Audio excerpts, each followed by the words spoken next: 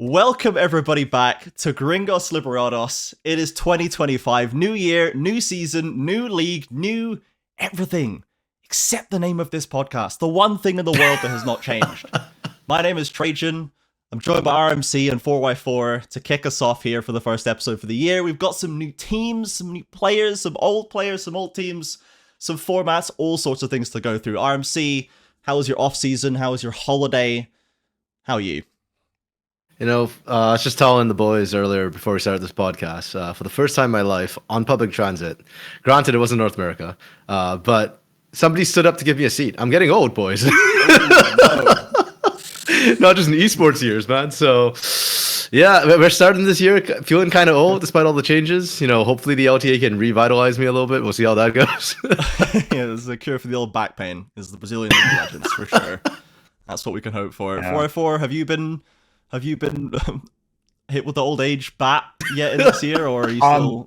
The lower back is starting to. I'm definitely feeling it a little bit more. But like I have a standing desk, so I just have to be more vigilant about that. I couldn't pony up for like a Herman Miller chair, which I don't know if they have those maybe in Canada, but I don't know if in the UK. That's like when the lockdown hit, that was the chair that everybody got because it was, but it was great for your back and stuff like that. It was like everyone just swears by it. Problem is, it's $1,000. Yeah. Like I thought like me getting like a Secret Lab chair was ridiculous. That was $500. That's a bargain compared to the Herman Millers, man. But I haven't been able to justify it, especially because I can just stand up and kind of just relieve my back pain that way. I twisted my ankle really bad playing spike ball. And I went to Spike Ball. That's an American game. We'll get into that later. Inventing a lot of sports over there. I don't know. I feel like that's.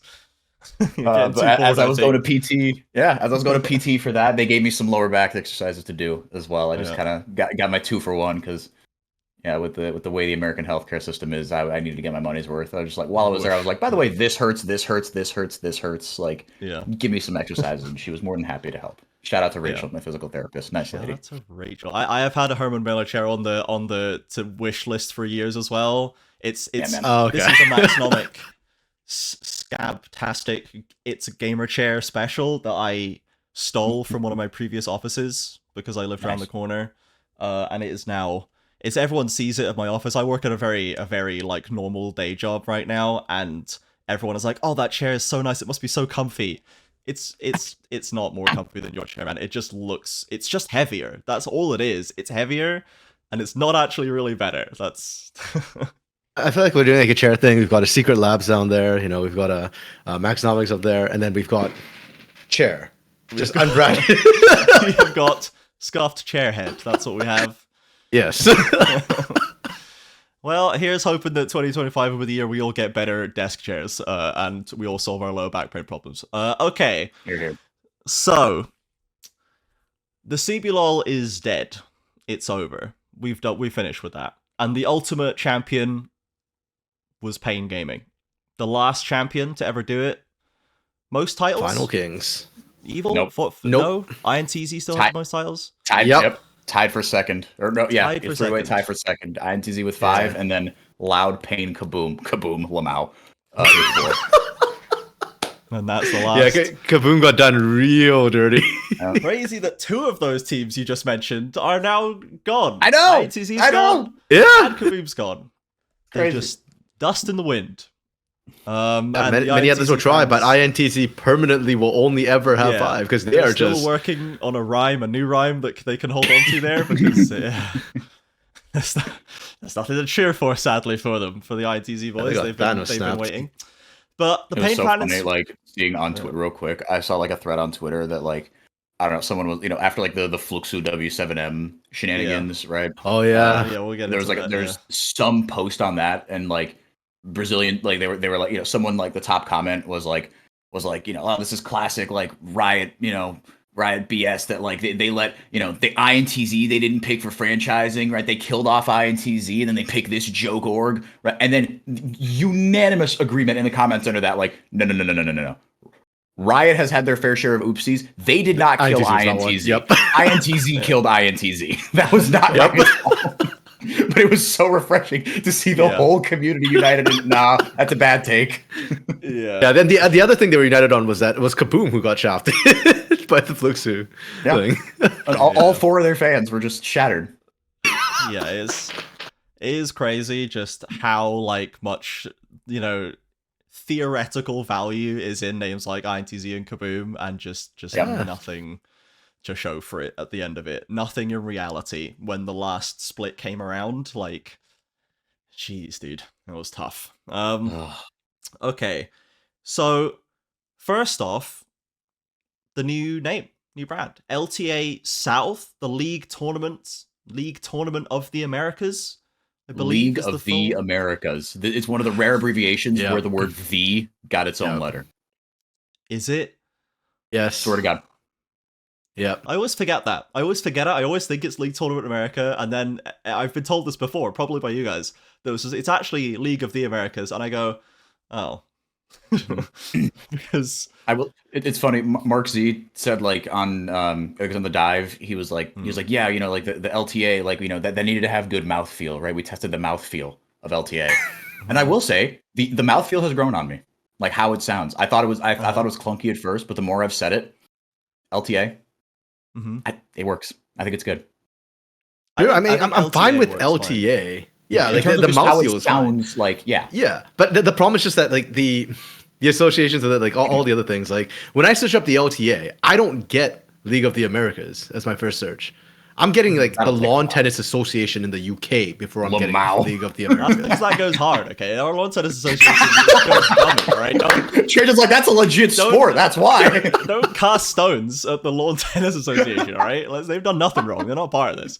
But okay. You know that's fair. And you know what? Next time, Trajan, you take public transport to the Lawn Tennis Association, guys, stand up for this guy. He needs it. Yeah, please do. But it's so LTA it's like it has like on a 1.5 consonants flows into a vowel. It's fine. LCS, like the C and the S naturally flow together. The mouthfeel in LTA is fine, I think. And I don't have any problem with them doing an Americas region. It's what they did for Valorant, sure. And I think like consolidating Americas, I think is fine. I think as long as you manage this conference relationship properly, which seems like they're not interested, they're not trying to strip either side of their identity in any way, which is ultimately what both sides want. They did take a couple of teams away from one of them, but you know, I'm sure we'll all get over that at some point. We'll all look back and laugh about this. We'll all look back and laugh. Yeah, because sometimes, you know, it's either laugh or cry. Yeah. You know, and there you can choose how you react. You can choose. The only thing you can control is your reaction. Isn't that right, everybody? Exactly. Okay. Exactly. So, but yeah, LTA South is and the North and South logos. I think the logos are fine. I think they're solid, and we'll see what the studio's like, because I think they've refurbed the Sao Paulo studios. What I've been. Yep, they renovated it. Yeah. So potential for more production poggers in the CPLOL, or I don't know what they'll call it. I guess the whatever it is in Sao Paulo when they reopen it. If it's not the CPLOL, Riot Arena, it's called the Riot Games Arena. Yep. Because there's Riot Games Arena LA, Riot Games Arena Sao Paulo. Right. Okay. Sure. Yeah. There we go. So in the Riot Games Arena Sao Paulo. Okay, that's not about the RGA. Right. Solid mouthfeel with RGA. RGASP. The Regasp. Okay, wait, hold on. Actually, if we're on this, let's detract further. We're saying League of the Americas is good mouthfeel, but how do you abbreviate League of the Americas North and League of the Americas South? Because some of the abbreviations are low-key tilting me. Or like how they're pronouncing the abbreviation. I go LTA.N, sort of like you would do with Academy. So how would you say it? LTA North. So I was originally calling them. I was originally just calling South LTAS because I didn't like how it sounded, and I was kind of trying to make a point. But I would just say I think LTA South is the most abbreviated you can get while not hating it. Okay, I agree with you. Like I'm calling them LTA South, LTA North, but I've been hearing LTAS, LTAN. The one that's driving me the most insane is Leviatán. Do not call it Leviatán. Like Lamau, just get out of here. Like what on earth? That's terrible. No. That's to be honest. A little funny. Leviatán sounds European. I know you guys hate that, so like they're not going to accept. North America's not going to take Leviatán because it sounds like an Italian village. L apostrophe. It sounds like something I hear on like the K Corp. It's the French Riviera or something. That's not going to. Yeah, they cook too hard. They got Leviatán. You know.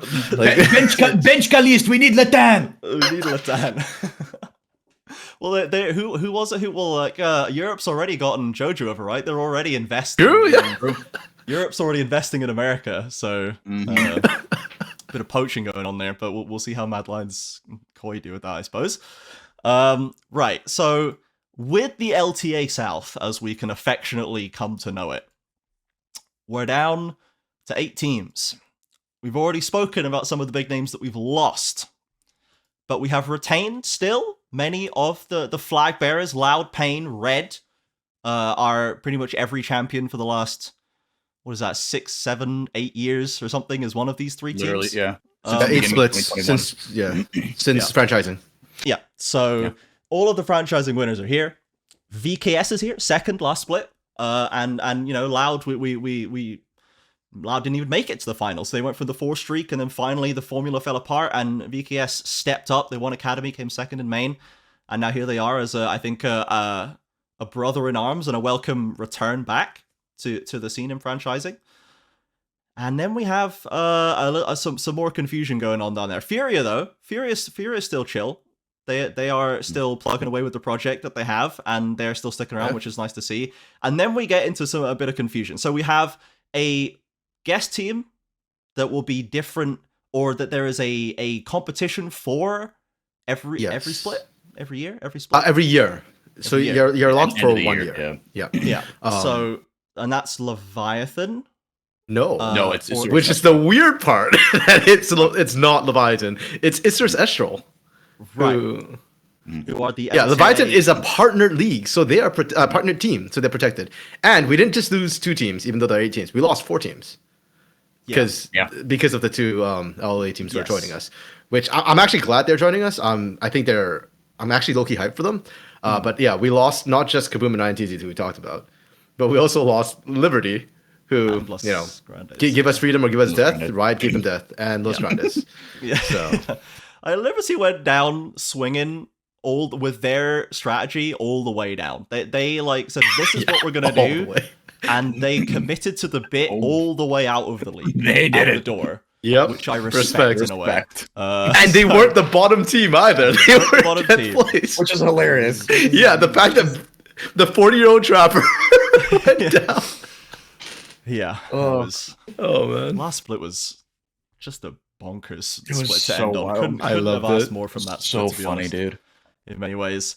So we have the guest team that is Isurus Estral, the combination of Isurus and Estral from the LLA, who are going to compete at the end of this year with whoever wins Academy. Yes, correct. Yeah, I think because I don't know how the actual like bracket works, but I don't know if it's like 2 or 3 teams that come up from Academy. But I think it's, from what I remember, it's sort of like the team that comes down, right? They don't. It's like sort of like they get like a first or second round bye. It'll be like the top 2 or 3 teams from the Circuito, right, from the second division. They'll sort of eliminate each other, and then the guest team will drop in and be like, okay, I'm going to play the best of the. The top 1 or top 2. I don't know exactly how it works, but that's more or less how it works. Yeah. We're going to get into this, but this is going to be the ultimate litmus test of how insane it is that, because slight spoilers, Isurus Estral on paper right now is way better than Leviatán. Yeah. Right? It's what everybody, like, when everyone first wrapped their heads around this new format was, wait a minute, so you could win your league. You could theoretically win Worlds and get relegated. Yeah. Hilarious. Yep.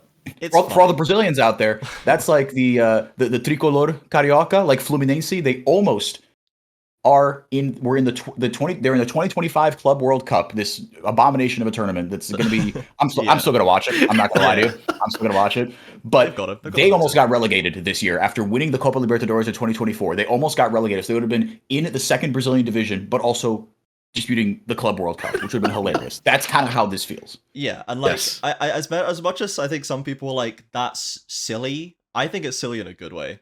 I think it's silly in a funny way that, like, you could do both of those things, because let's be honest, the team that wins Worlds, I don't think they really care if they get relegated after that. Not immediately. The owners probably do, but I think the players are like Lamau. I think the players are going to get a bag, right? Yeah, and you know what? They're not going to stay in Div 2. They're just going to join True. Yeah. They're not going to Div 2, to be clear. Only the owners. Well, the thing too is that, come on now. Even if you're the owner of the org, I think the publicity you get from winning Worlds and getting relegated actually kind of makes it worth it. You're immortal. You're immortal. That's content. is what that is. That's and Like you could sell shirts going here today, gone tomorrow, right? Like nobody else can match you. You're apparel line based on that for sure. So it's so funny that if it ever happened, I think it's worth it, and just the technical threat of it happening is, I think, enough. Is entertaining enough. So. And I like that there's, a lot of people are big fans of promo relegation. I like promotion relegation. It really feels like, to me, in this format, it feels like there's promotion because whoever wins Academy has a chance to play in the Div 1, but it doesn't, emotionally feel like there's relegation to me because 7 of the teams are safe always, right? So, the guest team can go up and down, but they're unlikely to stay there long enough to feel like a franchisee, and it's just going to be this rotating slot. So it feels like there's promotion, which is cool, but there's not necessarily a risk of relegation for the working majority of the region. So it's like a halfway house, which is better than having nothing, and it does give this really funny potential solution that might happen, but it surely is not going to. So it's something, but I maybe would have liked to have more teams at risk than just one. But I guess if we're going to go from full franchise to not full franchise, you probably can't strip the whole thing away from the owners that have bought into that model and just be like, psych, actually now you can't get security, even though we told you that you would. Sorry. So understandable and progress, at least. Do you guys have any more thoughts about? Oh, actually, we'll talk about the format of the whole year as well, because we've got the new, we've got the 8 teams. We've talked about how the teams work. We are starting next weekend, so not this coming weekend, next weekend after that, in the first stand, the new split 1 of 3 tournament that is across all regions. We're now the international that is called First Stand. Yeah, this is just split 1. Right. Yep. So we're all playing Fearless. We're doing Fearless, double best of 3s, full Fearless, which I believe they call it hard Fearless, is the wording that they used, where it's both picks from both sides are banned for the rest of the thing. But I don't know if there's an extreme Fearless where bans also carry over between games, even if they don't matter, but it's Fearless. I always thought that was what full Fearless was, but I was wrong. That's what I thought as well, was that full Fearless is anything that appears on the screen in draft is gone. It's even if you hover champions. Because they had I forgot the first iteration of Fearless that they tried, which was champions your team plays can't be played again, but the other team could do it. Yeah. Then they had modified Fearless, which is what NA and Tier 2 ran, or NA and the NACL and CBLOL Academy ran, which was the champions that have been played can't be played by either team, but you get reducing bans as the series goes on.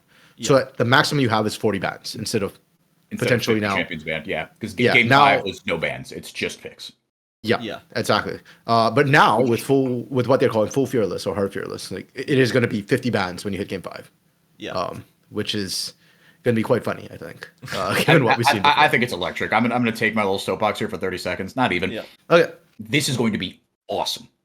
Yeah. This is going to be absolutely incredible. If there are people on Twitter getting their panties in a knot over this, tell them to touch some grass. This is an entertainment product. Yeah. This is going to be endlessly entertaining, right? Yeah. Everyone hates this idea until NA almost beat G2 or Gen G. With what was it that freaking inspired? Wasn't it Nunu? Nunu, exactly. Yeah, we've seen the Asher clips.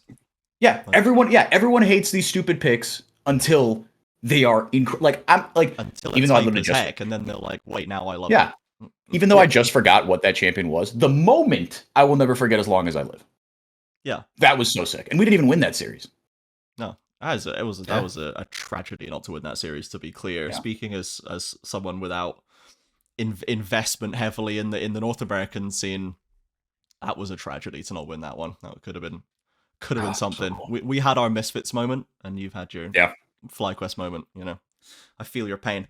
So I also think Fearless is based. I think it's sick. I think the only substantial argument I've seen against it is that it lowers the level of play because it restricts the level of play, and it reduces the necessity for players to come up with solutions like AP Misfortune support into Zyra that is like potentially has it reduces one avenue of innovation to try and deal with a power pick that you cannot otherwise deal with if bans are not enough, which does happen sometimes. I would argue it forces a different kind of innovation. It's still draft innovation, it's just through a different medium, and we just get to enjoy that instead. And it's just like, we might not able to have this kind of moment from the past again, but I think we had that moment, we all loved that moment, and now let's go and have some new the game is different. The champion pool size has like we're creeping up on 200 here. Yeah, and like the argument that it will reduce the level of play, I think in the short term it does, and I think in the long term it doesn't. That's just I feel like crafting a new global system where everyone has to play this way. I don't think it necessarily. I think the bar just changes. The bar just changes. Like for the vast majority of viewers who cannot distinguish between a 98% Jace and a 100% Jace, I don't think this is going to cause a problem for them, because they might not, the top laners might not be 100% Jace skill anymore, because they have to play more other characters and they're devoting their time to other things and they're not focusing on like a more compact pool of really strong picks. But you get to see 98% or 95%, 3 or 4 or 5 other different picks that now become. And if you don't show up with your 100% power pick in game 1, that creates more hype moments across series, because it's like, oh, this is your best champion and you lost on it. You blew it. I am now more invested instead of just like, well, he's just going to pick it next time. They might ban it. They might pick it again. I don't know. He gets another chance. Can I just say that was one of the things I actually liked about Modified Fearless, was that in game 5, there are no bans. Yeah. So that meant that there was always lurking in the back of your mind, hey, we permaban this guy, but if we don't finish this game in 4 games, he's going to get Thanos in game 5. Yeah. Whereas like with Full Fearless, that's not an issue. I like the Modified Fearless. I like it a lot. Yeah. I like it more than Full Fearless though, because of that reason. Yeah, it was like the game 5 blind pick memes from Korea back in the day, where you're just like, if you go to here, everyone's just picking their best and we're just throwing hands, and that's and that was cool. That was like a cool. Then you get your 100% champion. Then you get 100%, right? Yeah. So and that will satisfy the people, the true connoisseurs of Korea top Jace, who wanted to see that like maximum. This is the pinnacle of human performance, which I get, right? And there is value in that. And those guys, why did we pick Korean Chase when we're an LTA South podcast? Look, it's fine, because we can just play tank Jace now, and then we can play Jace again. But it's like, I don't know why that just stuck in my head as like the mechanical champion. I think it's the mechanical champion that it feels like anyone ever plays these days, because like you can't just say Zed anymore, because no one picks this champion. Like maybe a Kale, something like this, or Fiora, LPL Fiora. There's one Fiora player surely, and his name is Bin, and the rest of the region attempts. Anyway, I don't know enough about LPL. I'm not gonna upset LPL fans who actually know the region better than me. But just to use the example of Top Jace as like a Koreans come to Brazil and suddenly all start playing Top Jace. But it's not invalid to want to see that 100% for sure. Yeah. I just think the vast majority of people aren't gonna notice. Not that they don't care, they literally can't tell what the 100% Jace is. Compared to the 98% Jace, and that's not adding anything for them. Whereas the Fearless, I think, adds a lot for everybody, because everyone understands it. It's much easier to see the variety and to see the entertainment value on your screen. So, full Fearless, or whatever the term they're going to use, into this double limb best of 3.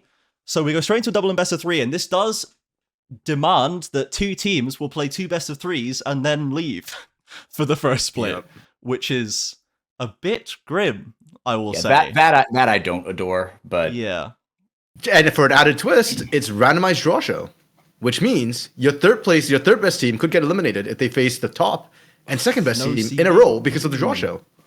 So I'm hoping. Are you sure it's full randomized draw show? And it's not like top 4 from well, I guess it's tough when you're like mixing the regions. It's like, where do you see Leviatán and Isurus? Yeah, the playoffs will be 1 versus 4. From the 2 regions, and then 3 versus 2. But as far as I understand from the format, like the initial, like the regular season, if you will, and I'm putting it in quotation marks because this entire split 1 is in a span of 5 weeks, effectively 1 month.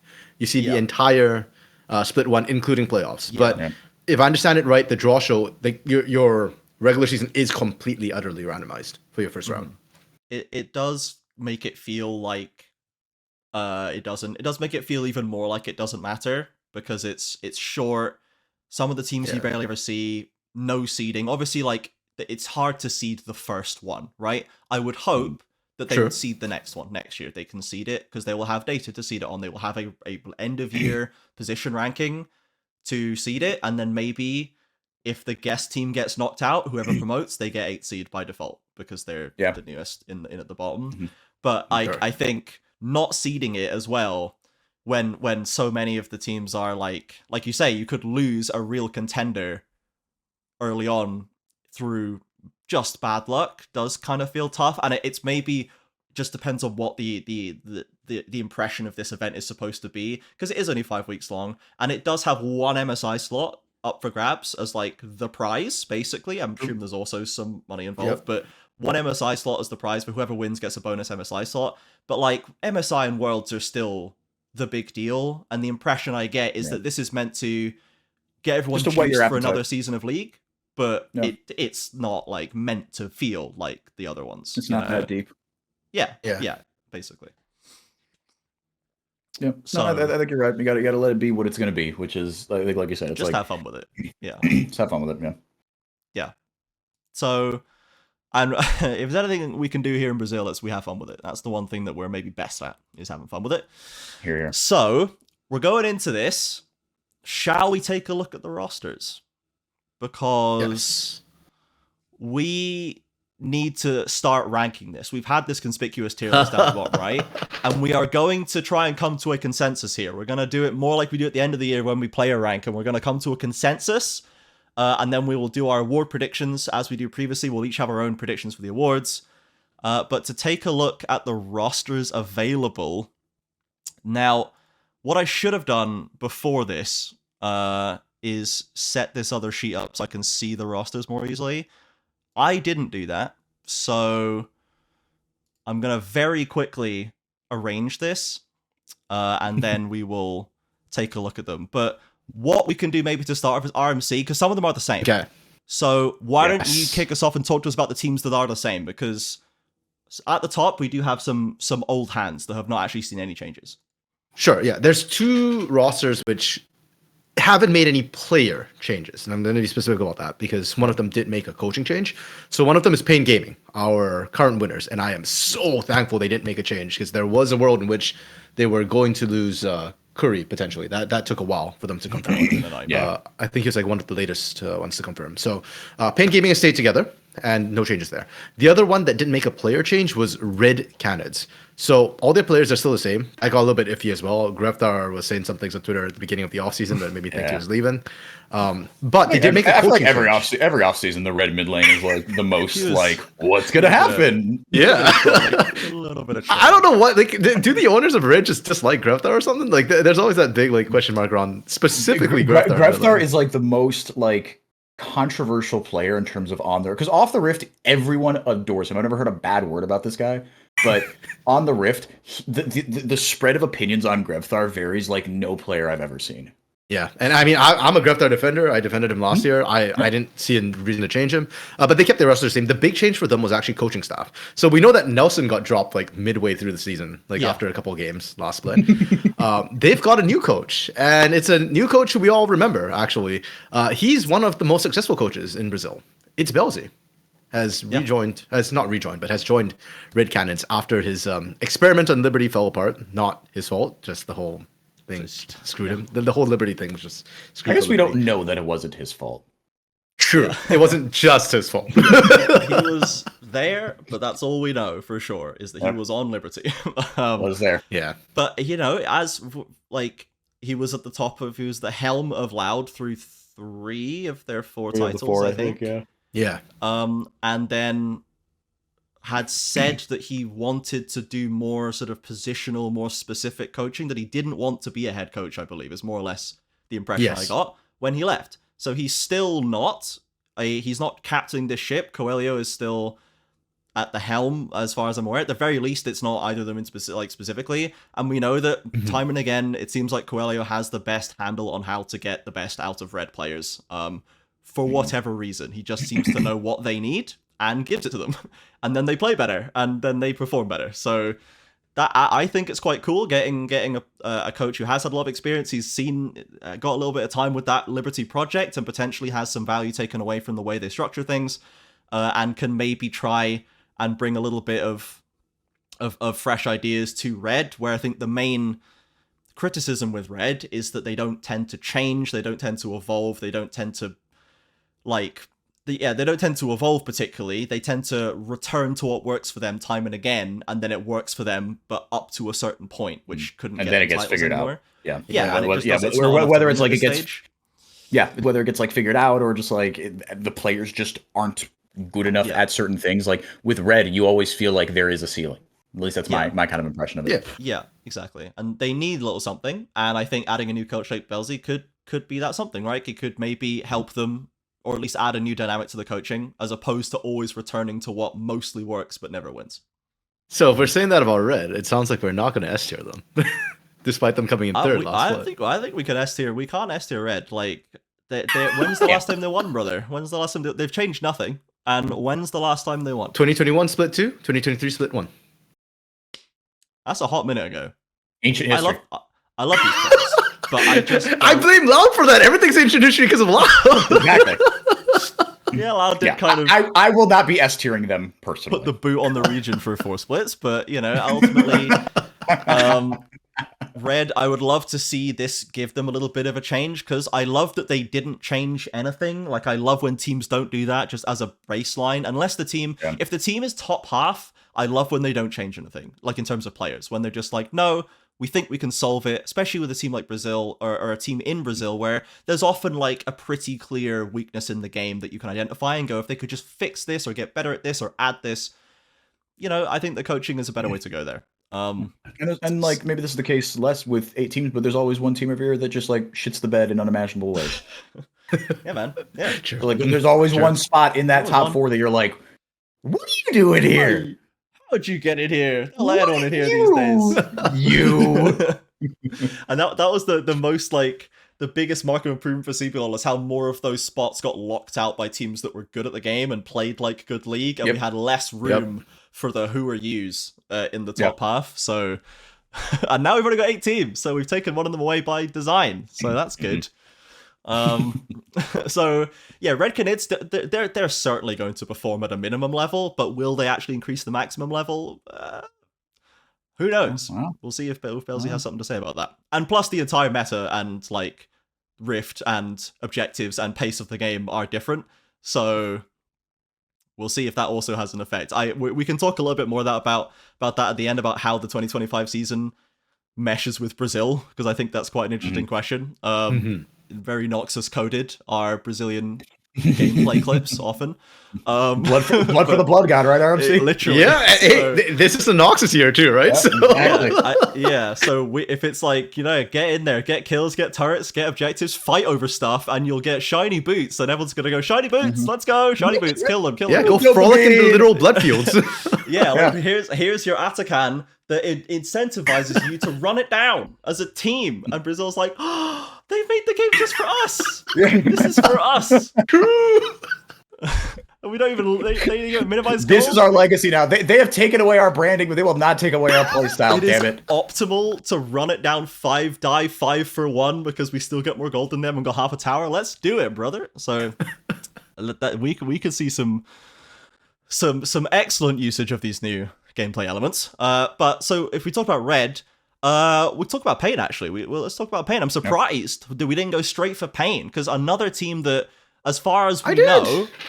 Oh, so I mean, like in depth, I suppose. But maybe we can have a little bit more. So they're kings. What is there to say? They're the champions. They're defending champs. So before we went live, we were like, gassing you up and saying we're living in Pain's world and this is the Pain season. And who suddenly wasn't ready to commit to Pain's era of dominance continuing? How could you, Trajan? It's the guy who's been put down your walls of Pain, RMC, for years. RMC, this is the 5th year that we have worked together. Let down your walls.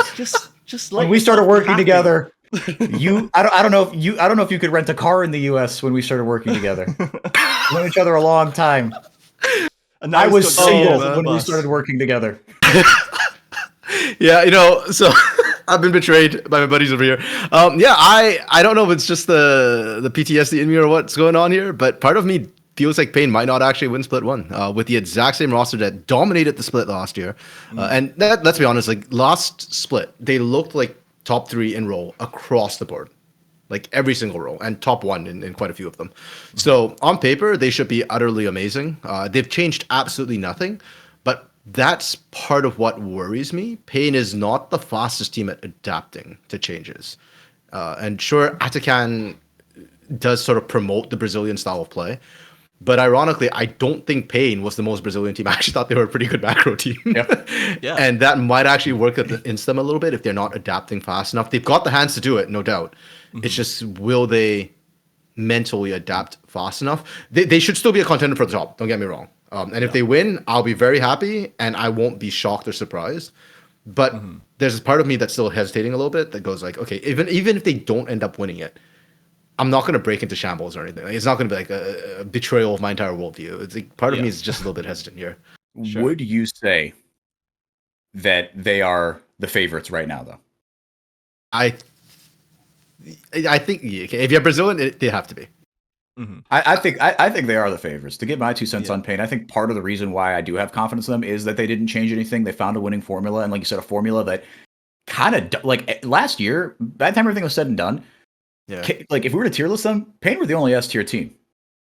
It felt like they were playing kind of a game of their own. I felt like Cade got there occasionally, but not nearly as consistently, right? You saw kind of the limitations in their game and kind of like the limitation just of their consistency, right? At their best, they could beat anybody. But it was very like you couldn't look me in the face and say these two teams are of equal caliber. That just wasn't true. So I think part of the reason why I have more confidence in Pain, everyone else that I think could pose a threat to them changed in some way. Loud, you guys know me. I've been a bit of a Loud homer. Even during the Dynasty, when everybody wanted to see them fail, I was always the one sticking up for them. I don't know, man. Maybe it's the bad taste of how things ended last split. You're bringing another support and win some, right? Like the Loud support revolving door keeps on turning. Isurus Estral, I think that's a great roster on paper. That could go. That has very high disaster potential. And again, Red, we're going to need to see more consistent things out of them. So I think part of the reason, especially early on, that one could feel confident about Pain is Pain know what they're doing. They have to figure out the game, but guess what? So does everybody else. And all those other teams that I think could pose a threat to them have to figure out their new rosters. I think they're going to take some time to gel, whereas Pain, to a higher degree, can just hit the ground running.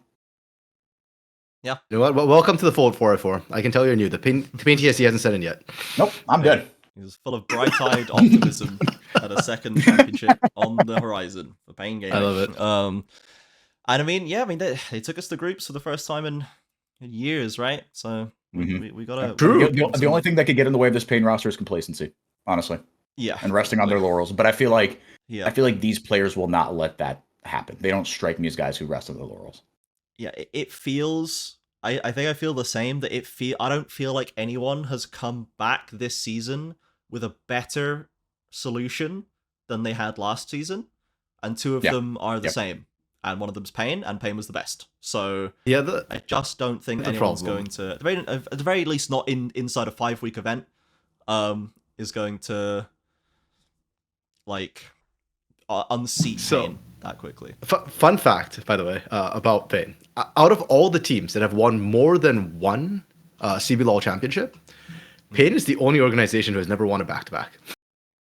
Never? Wow. That's crazy for a team that is like pillar of the community, grandfather of the region, BRTT's home for so long, like that they never did 2 in a row, like is kind of shocking actually. What were their titles? You had 2024 split 2, 2021 split 1.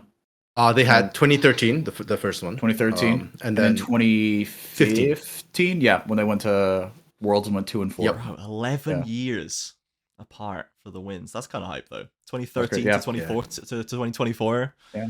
INTZ had back-to-back titles. Kaboom had 2 instances of back-to-back titles, 2014 and 2018.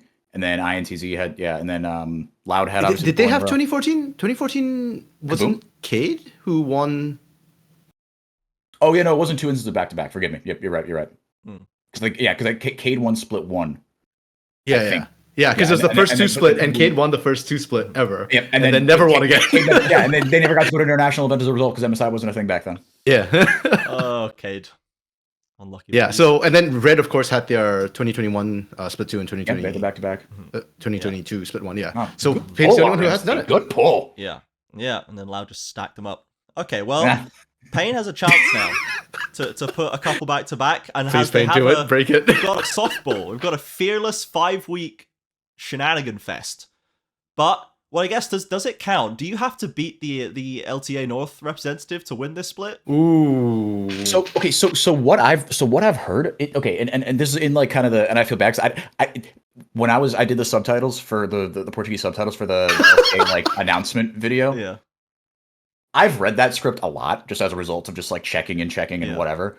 I still don't totally understand how it works as far as like what is considered like a split title. So something Mark Z directly addressed in the video, right? Was like, we need to kind of, because it's 3 splits now. How do we, does it devalue winning a split and whatever, right? Like, so something that the LEC has struggled with for a year and change. They for sure devalue their splits. When Yike can be like, I've got more titles than like Odoamne or Yankos or something. And you're like, how, brother? You've been here for 10 minutes. Like they got like 7,000. He's getting 4 trophies a year for 2 years, and now he's like got almost the most of everyone apart from caps. It's bonkers. So from what I understand, it's that split. If you win split 1, that like doesn't count. Is that what you guys took away? Because you just play. Like I'm not buying or selling. I'm literally just and like that, I'm trying that to just clarify, seeds you into the joint conference, right? There's no playoffs. There's no local playoffs. So there's no domestic title. Yeah. Unless you count it's like, you are the split 1 victor, the kickoff victor, right? And then split 2 is, all right, you get a domestic title. Split 3, you get a domestic title and an America's title. That's how I understood it. Or maybe it's splits 1 and 2, you get a domestic title. But to your point, Trajan, now that I'm saying there is no domestic playoff, right? Yeah. So split 2 is just domestic conferences, no cross-conference play. And both there might be cross-conference play, but not for split 2, I don't think. Yeah, well, because for MSI, is it just the top of each conference, or is it the top and then the third one, or is that Worlds? Is it the top one? There might be one cross-conference play for split 2 just to decide who's seed 1 and seed 2 from the Americas. But it should be 1 Brazilian team and one South team and 1 North team. It's just the seeding. I think they might end up playing. Do a 1v1 on Howling Abyss before the start, just also, like on the stage. Hilarious that the LPL is doing 1v1s. They copied the LCP. The LCP did that last year. It was awesome. I didn't know that. Yeah, they're actually just doing things because they're fun and cool, and they should imagine it's an entertainment product. And they're just like, crying out loud. And it's still a skill check. You know what I mean? It's not fake. It's just a different format. It's still a skill check. It's a pure skill check. You just have to understand that type of gameplay. It's so good, and all we have to do is wait for them to get 1v1ers on the roster like kickers. Like you just have to get a 1v1er, and you get like some cracked 2000 LP challenger solo queue player who knows how to play Rengar tank and nothing else, and just like kind of 1v1 anyone. Like that's just pop them as a sub. That's the best timeline in my head is when we get. I want to see that in Brazil, by the way. The 1v1 when we get for side selection. So hype. That'd be so spicy. So hype. Okay, but gents, to be fair, the single elimination bracket or double elimination bracket we have as the regular season, how is that different from playoffs in the past for CBLOL? Like, could not the winner of the regular season effectively be considered almost like a domestic playoffs winner? It's the same format. Scroll. Besides the randomization in round 1. Because you don't crown one champion. I don't think. I think like it's you have a top seed. No, you have a top seed. Yeah, because it's top seeds 1 to 4 who then get against. But the upper and lower brackets don't mix, right? Like at the end of it, like they mix in the sense that if you lose in the upper bracket, you go down to the lower bracket. But then once you like win the lower bracket, quote unquote, right? You don't eliminate it down to just like one. I mean, I guess to your point, you could say, oh, the winner of the upper bracket is seed 1, the loser of the upper bracket is seed 2, but that's not like true. Like, you have eliminated everybody, right? Because this is just to whittle down to 4 teams to get to decide who, Actually, no, wait, no, hold on. 4 goes into the. Yeah. Double limb qualification. So like you can win. It's messy. You can win Yes, two. This is like a Swiss. Like you can win 2 best of 3s and qualify. No, it's literally it's like an expanded GSL bracket. Yeah. Does this say best of 1? Are we having the top 2 seeds best of 1ing and then the 3rd and 4th seeds best of 1ing? This is not the 1v1 I wanted, but this is not the 1v1 I wanted. No. it's nothing like it. It seems like Wish.com 1v1. It seems from this might just be the formatting on this bracket page, because some brackets naturally lead into each other and some of them don't, but they do in actuality. I don't know if this is just the fandom page formatting, but it looks like 404 is right, and the top 4 teams don't all end up playing each other through a full bracket. They just get down to 4 teams, and like it naturally hits. Okay, yeah. Then you know what? 100% doesn't count. This seems like too much effort to for a domestic title. To be honest, it seems too complicated. So let's just. It seems like. But with everything else that we've said, is the way this tournament appears, the way it's presented, format-wise, like, it just doesn't seem to make sense to put it on the same level with the domestic title as you would in Split 3, which qualifies towards a Split 2. And I think it's part of just leaning in to the... We're all just here to have a blast and work out the new season together. This entire last 15 minutes of conversation has not helped my pain TSD at all. No, maybe not. Maybe. All the advantages that we had, like same roster, short split, and the teams having to figure it out, just went out the window because Split 1 just went out the window. Yeah, so maybe they'll have to hold on until Split 2 to actually keep a streak going. Damn. Basically, at the end of the day, if they give someone a trophy, then there's a title. If they don't give them a trophy, it's probably not a title. And it's probably just going to be the one who wins the LTA split cross-conference playoffs. Let's get back to the teams, and let's talk about Loud. Because Loud is very different. New jungler, new support, new coach, which is the thing I'm actually most interested in, but we'll get to that in a second. Head coach, Yes, new jungler, Wiz. I was watching to see where Wiz goes, because he is a guy that I would probably put into any team and be like, that's fine, at least, and potentially be very good. I was pulling for him to go and join FURIA. It did not go that way, but joins Loud, replacing Croc. Now, they are both Korean imports, but I don't feel like they're very similar players. I feel like Wiz... Yeah. Trick was also a Korean import. Yes, he was. For all 10 minutes. I will blame the LEC for that one. yeah. Actually, LEC ruined him. Yeah, that's actually probably it. So I think this is a good thing for Loud. They needed new jungler. It wasn't a question of Croc moving on. Croc had to go and join the Korean military. So they needed to find somebody, and you have to get someone with caliber to join Loud. Even though they lost, they're still a 4-time champion. And I think Wiz, out of all the options available, is probably the best. I don't think you're stealing Desamus away from Cade. You maybe could have stolen Karaoke away from Pain, and Tinons could have gone, just follow in my footsteps, draw over the line from Pain to here. But I think Wiz is a great choice for Loud. I feel like Wiz to me is a choice. Like, do you want a high ceiling or do you want a high floor? Because Wiz is really consistent to me. Like, I agree with you. I think any team could pick up Wiz and be happy with him. But Loud was winning, and they dominated because of Croc. That was why Croc was considered like the best jungler, best import, arguably, in the region ever, because of the impact that he was having. And that's a really high skill ceiling. But we also saw Croc's very low skill floor on some days. We saw it last split come into play more often than not, unfortunately. Yeah. So to me, pick up a Wiz here makes them a top 3 team. Every single split.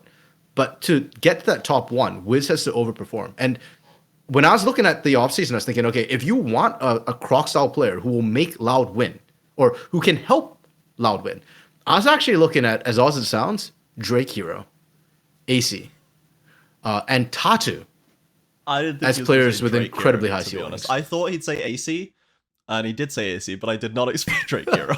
Well, to me, Drake Hero and AC are not dissimilar players in what they can do for a team. In terms of consistency, that's a whole different issue. But I think Loud has enough consistency. You've got Robo, Tinons, and Root. Okay. Yeah.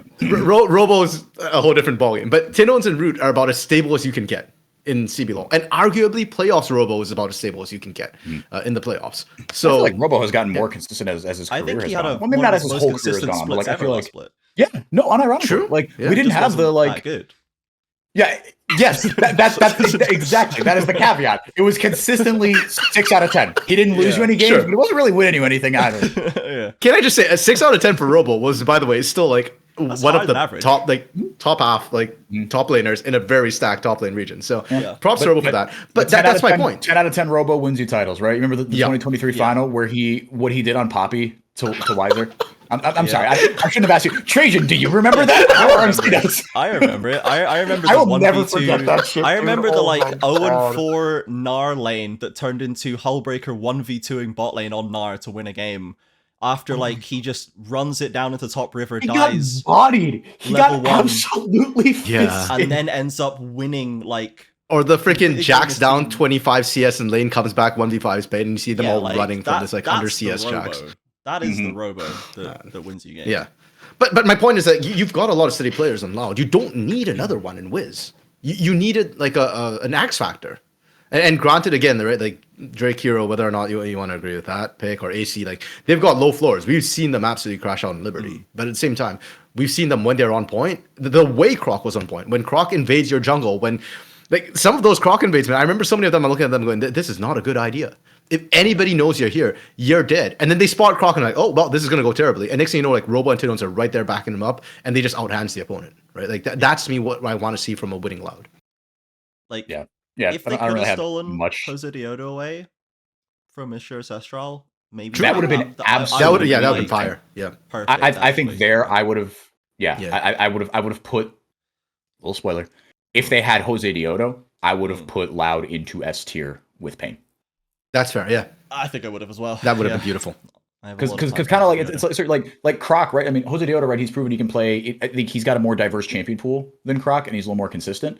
Yeah, but like jungler as well too. Exactly, Yes. right? He's a force multiplier, and that is what the best junglers should do, right? Because like you said, that's kind of what you guys have said exactly what I'm about to say, but just in different words. With Wiz, I don't think he's necessarily a force multiplier yet, right? Like from what we've seen, but this is also probably the best roster he's been on, right? Aside from maybe like that Kaboom one with Parang and House and I was trying to think back. I'm like, what iteration of and of Desave Parang's and rosters was that? Yeah. Yeah. No, exactly. Right. Like this is one of the best rosters he's been on. Right. And like, and to your point about like, AC, like I snorted and laughed when you said AC and, Drake here and stuff, but they were all on terrible rosters. Yeah. Right. And jungle and support, you're always going to look like ass if your team is bad. They look like the best players on their Liberty iterations. It's pretty hopeless when your team's bad. Yeah. But yeah, AC for sure like turned a lot of heads, and then like he turned IDL's head around to join. Yeah. In the third tier, right? So like a big name team, even though was not a Div 1 team, the biggest not CBLOL team snapped him up straight away after that split. Like, which is fair enough. So the other element in the bot lane is Winsome.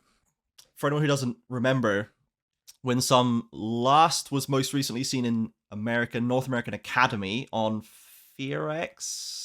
Actually, the last we saw of him was in Sao Paulo, Okay, where so he last played. climbed up and down the rift, I believe, by paying. They got to final. Yeah, they were the second place team. Was and they did pretty well. FURIA Starfire the one that was chatting all of that mess the whole time? Or No, there was Dragonsteel.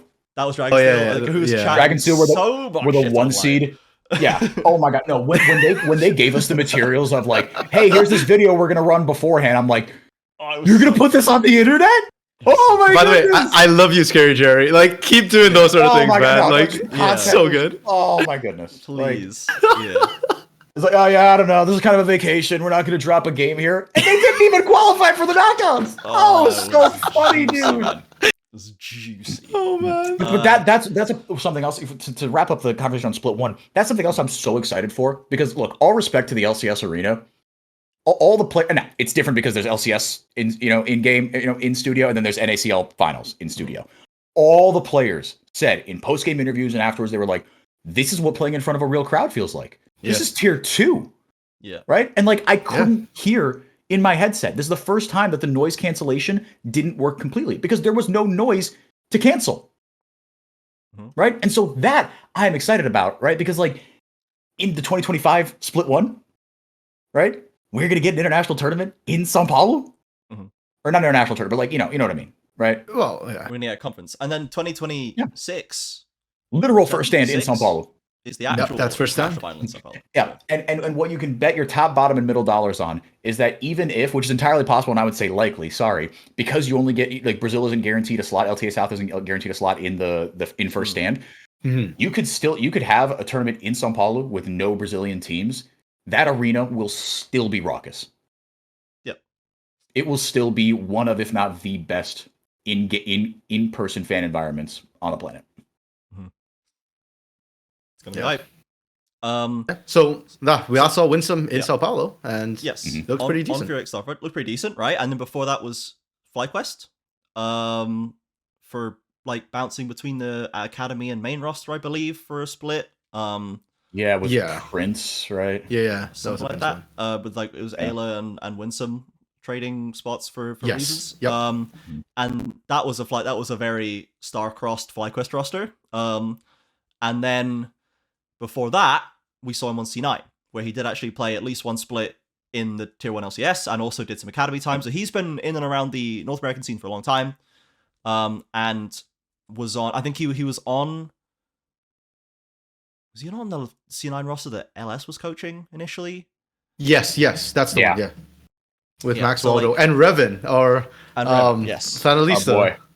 Yeah. So there's some ties are there, and I'll be honest, my hot take on Winsome, I don't know if it's even hot take anymore, is I just think that we missed the boat with this guy. I don't see it anymore. I think he was brought in to the West as a hot prospect and looked impressive for a while and is just an academy player now. And I don't see what like what the value is here as opposed to promoting internally or finding another local player. So would anyone like to stick up for Winsome? Because I need a reason to believe in Winsome right now. Because I've been sticking up for Winsome. Can I just derail us for a second? You know, Winsome has actually played with a former LoL player before.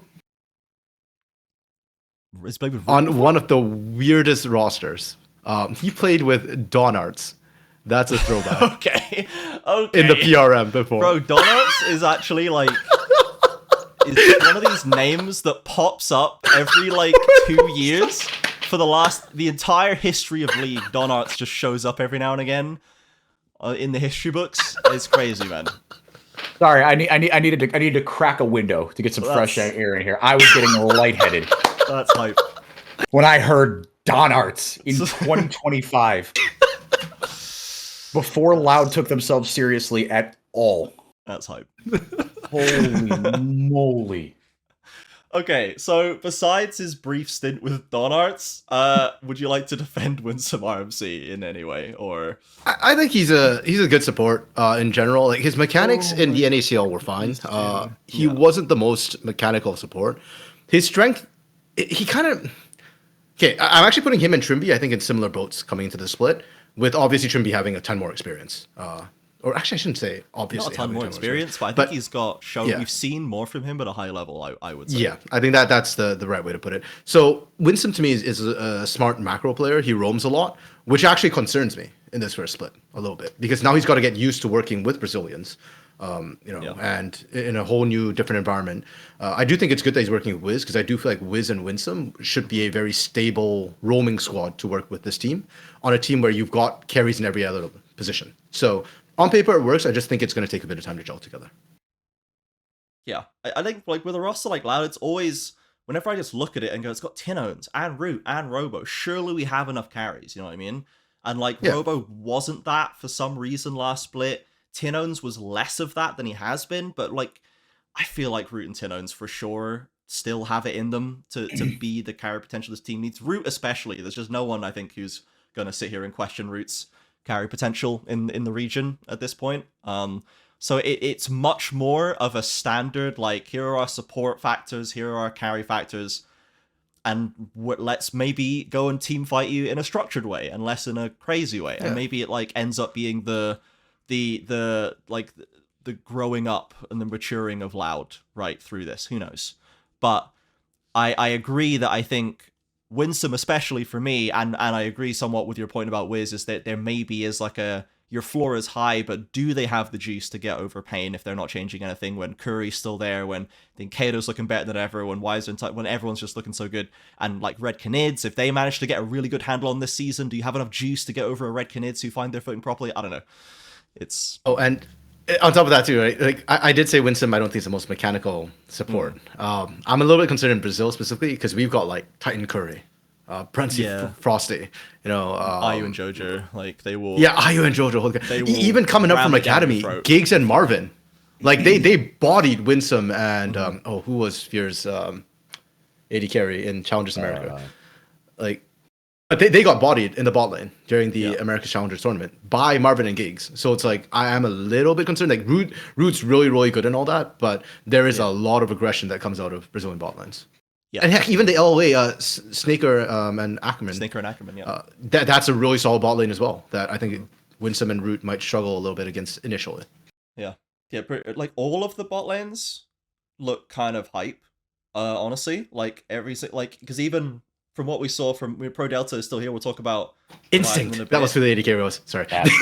But like people had a lot of good things to say about Sayo after Worlds. Now there were almost as many lowlights as highlights, but it was a tough group and he was against Titan Curry. Like, what's he gonna do, brother? What are you supposed to do? And like Pro Delta, we know was Pro Delta was top 2 support in the region. Yep. And it was just as to whether it's him or Curry as the better one, right? Like that was the whole time. It was just kind of conclusive. So I think the bot lanes in Brazil are looking incredibly fire. Generally across the board. So the last thing that we have to talk about loud is the coach, new head coach. Aoshi has finally been given some juice to deal with. He's been given a fresh helping of sauce to work with. And I'm glad that we have not gone from the guy who masterminded the return of INTZ from the bin into rager social media drama, like backstage nightmare, and just missed that boat entirely. He clearly still has a lot of capital behind him to spend, and Loud to have noticed that and picked him up. And this is now a chance for a real change in direction, I think, with a very different structure of the team and a very different coach. It's not just an imported Korean coach. It's not like Belzy, who doesn't even want to be a head coach. Like, this is the guy who wants to head up a project and is able to have a meaningful effect on a project from what we can see. And that, I think, really could be the game changer here. And this isn't the first time that Aoshi has coached Koreans, right? Because wasn't it that he was the INTZ head coach during the ZZK days? He had ZZK. Yes. Yeah. Okay, cool. Right. Yeah, and that was kind of it. Yeah, even if you are working Koreans, I think Wiz has been around enough that like he's probably 100% been around the Brazilians. And Winsome has played in North America. He speaks English, right? So like everyone. Yeah. So there's no comms barrier. It's all on him. There's no pre-Johns. It's all. He's got the tools now. He's got the tools. No one can say he has not been given the tools that can win a championship. And I think this is good for Loud as well, because last year I wasn't super happy with what I saw of Coach Stardust's coaching in general, right? Like I've said on GL before, I'm not like he's clashing with the players, and he's just letting the players do whatever the hell they want.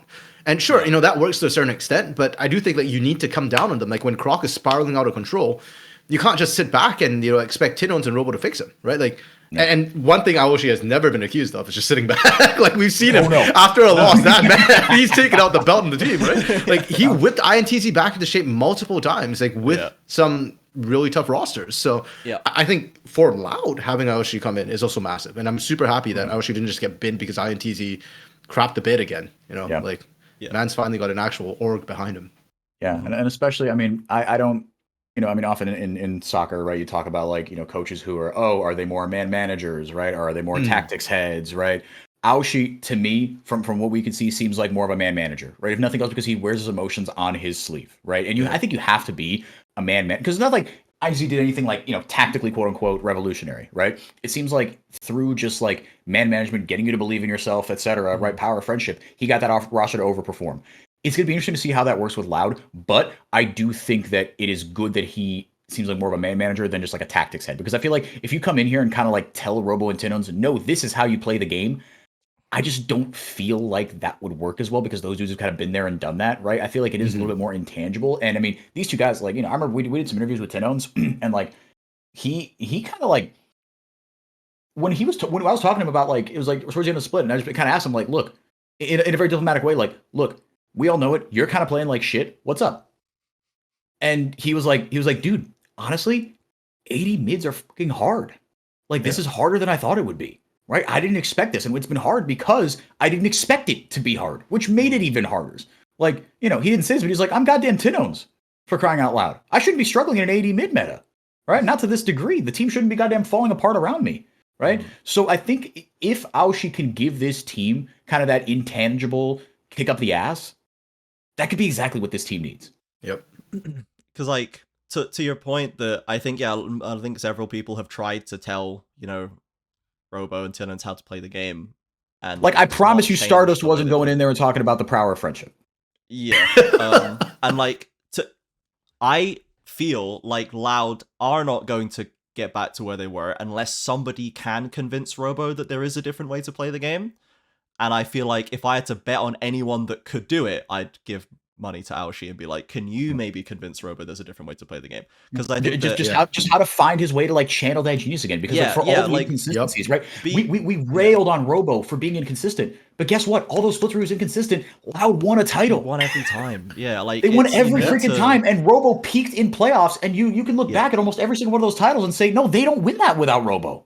Yeah, there are so many points where Robo was the difference maker, just in every single way, and you just need to keep the good and lose the bad instead of losing everything. That's the $1 million question.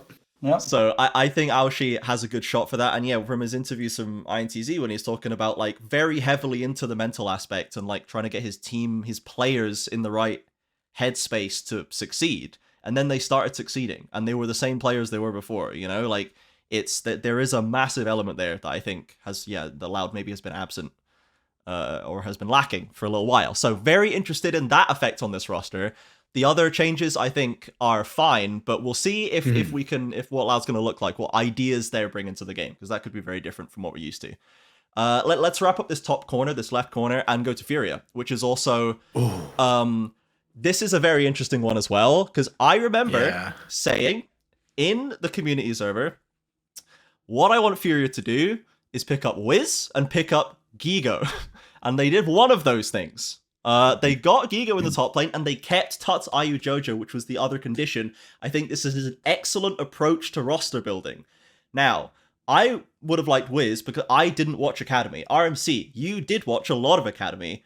Tattoo, and you mentioned Tattoo earlier today as a very exciting player. So tell us a little bit about Tattoo to get us all juiced on this FURIA roster. Take Drake Hero, take AC, and like amp them up to like 100.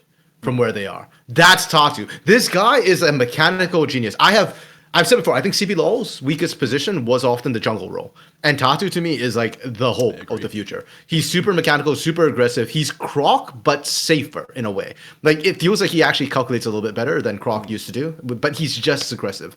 So this guy is probably like there's a couple of rookies to watch the split, but Tattoo is like the rookie to watch for me right now. Like did he win MVP for America's Challengers? I think he did. Either that or he won MVP for finals in CBLOL Academy last year. Like this guy's absolutely cracked insane. And I love it because my favorite iteration of FURIA was the FURIA babies. And Tattoo is super, super young. He's like, what, 17, I think? On the roster. Yeah. He's like super young. He's super fresh. This reminds me of a bit of that roster because, you know, hey, Ayu and Jojo are here. And with Gigo as well, I love this roster, man. I think if FURIA is on point, they could beat even Pain. When they're on point. No, this team could be the party crashers. I think like if you need like a neutral's favorite sort of thing, they have kind of neutral's favorite energy. Whereas because there are other teams that have neutral's favorite energy of like, oh, this team, if they were sick, everybody could rally behind them, but they have much less likelihood to be sick than FURIA. Like you have some pieces there that you're like, damn, like, you know, to see like the Tuts revival, right? If we can ever get the promised Ayu, right? Mr. What If.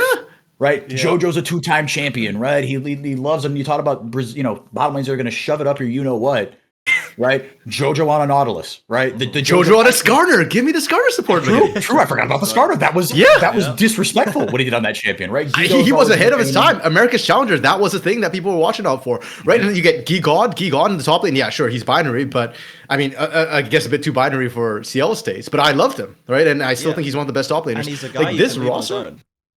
100%. Yeah, they've got star power coming out the wazoo. I absolutely love them. Their games are not going to be boring. I guarantee it. And you look at the other change they made on coaching staff as well. They brought in an NA head coach. It's not like a Brazilian who's been up to NA like Turtle. No, this is straight up just like an NA coach they brought in. And it's Thinkard, former, CLG coach. Goat. Yeah, Thinkard. Okay, first of all, championship coach, Thinkard. Yeah, LCS champion. Absolutely. Yeah. He defeater. True. And the rosters he did it with, too, weren't like expensive super rosters. He was taking tier 2 players, bring them up, and like actually getting them to convert to tier 1 and beyond. And look, I've had chances to talk to Thinkard in tier 2 combines and stuff like that. This guy, he really loves the game and he loves developing players. And with like Tatu, Ayu, players who we feel like they have the potential but didn't quite develop it, there's the perfect roster for him. I am actually super hyped on FURIA. Like, I'm a Pain Zenshi to the end, but like the other team I'm really hyped about and looking forward to is FURIA, the split. We were so close to getting to FURIA getting there at the end of last split. They were so close. Yeah. They put up. They got reverse swept by Loud. Most impressive wins of any team I forgot during the about season, that. And then they got reverse swept by Loud. I didn't want to remember that. Dude, I forgot and didn't want to remember. Tragedy. This is why we say last split had everything, man. It was a great last split for the CBL, but like it was so close. And now, but that was with a different top side, right? So that was with ZZK and Wiz. And Wiz, right. So they've now got excitement in the jungle, new fresh talent, and they've got the solidest rock besides Weiser in the top lane, I would wager. Gigo has some I'm not interesting saying that. I guess maybe more of an indictment on the rest of the top lanes. Because I mean FMB does kind of count as a solid rock, but he always feels like he has a bit more like. I suppose he kind of feels into that. Yeah, so maybe we'll give him maybe the third solidest rock, and the rest of them are just very inconsistent players, including him. So they've got a veteran in the top side who just came off EKS, which was a fresh rookie infested kind of built roster that had a strategy at the heart of it, but it wasn't like a sure thing, right? It was a very much a pushing the boat out by CL, which ended up working very well, and he was a big part of that, and I think he was a very important part of that. So now he has a chance to do a similar thing with FURIA with plenty of talent coming elsewhere in the roster. Like, I think this is a very, very good setup for FURIA, and I really hope they can just pick up where they left off and we don't lose any time going backwards. And I hope Thinkard's able to keep that going. And yeah, maybe Thinkard can actually just unlock IU a little bit, because it took a long time for us to unlock Desamis, and it kind of took a long time going into CL, and now I think we're starting to see unlock Desamis. He's kind of just getting up to that higher level, and now we need that from IU, because he was the other, like, as you say, the what if player who maybe can get back onto the World Cinematic actually going there this time. Would be good. I will never ever forget my Z Sports is not to rag on them. I have some friends there. They're a good journalistic org in Brazil. I will never forget after like FURIA started with IU, that started like 2-0 or 4-0, right? That really hot start and then just nose dove. They had a thumbnail, right, with IU Photoshop next to the CBLOL trophy doing one of these, right? A little shush. And with like the big red like clickbaity letters like "Dasa papai." Like Is it already over? Like, are we gonna win this thing? I was like, you got like, look, and I'll give them the benefit of the doubt because they're all like, it was clearly to generate clicks, and it worked on me. Yeah. I clicked, I watched that shit all the way through, right? But I will never forget that as long as I live. And here's what the crazy part is about FURIA in a more macro sense. This is kind of what's really exciting about like having only 8 teams. There's nowhere to hide. Really. Yeah, sure. And the crazy part is, I think there are, I'd say at least 40% of the universes where FURIA, for all that we are gassing them up, rightfully so, that they don't finish top 4. That's fair. Yeah. Like I said, this is a team that's going to go one extreme or the other. They're not going to be boring however they do it. But yeah, I agree. I think they could crash it's a shame, man. I feel like the majority, like on the bell curve, the majority of their outcomes are like 5th place. Mm-hmm. Maybe 4th. But like, I think there's a pretty defined top 3. right? And again, this is one of these things where it's the like Isurus Estral. We're gonna get to them. They are the Dunder Mifflin team on paper. Awesome, awesome. Dunder Mifflin, Isurus Estral on paper.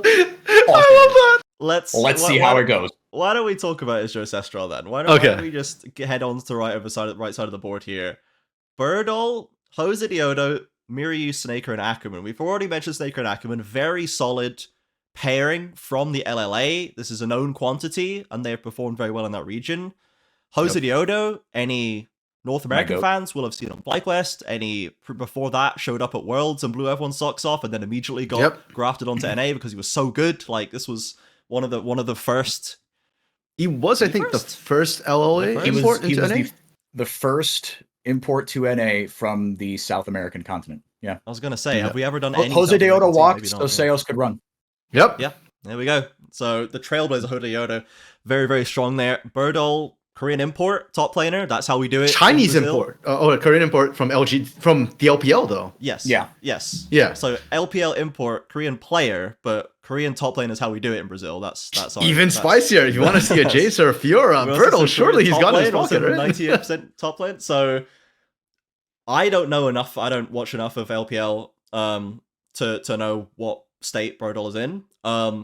And then Miryu in the mid lane is, again, I'm just not really sure. It makes him sound like a dilapidated building. I don't know what state. Okay, to be fair, I haven't had the guys in. He wasn't LGD, which is like kind of LGD then. Yeah, they were struggling last year, so I kind of see where Trajan's coming from. Yeah, but he's been on like a lot of big name teams in the LPL and in the LCK before that, I believe. Yep. I think he was the understudy of Nuguri, right? When they went to on DK, on right? Yeah, on DK. When they I think it was Nuguri who won it, but like Birdall was understudy. Yeah. Mm-hmm.